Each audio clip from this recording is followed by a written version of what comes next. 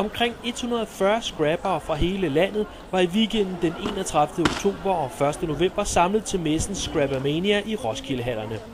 De mange scrappere fik både klippet og klistret, stemplet, udstanset og givet hinanden gode råd og inspiration. Også mange forhandlere var med på messen og kunne præsentere nye spændende ting til hobbyen. Cirka 400 nysgerrige lagde også vejen forbi og så sig omkring i løbet af weekenden.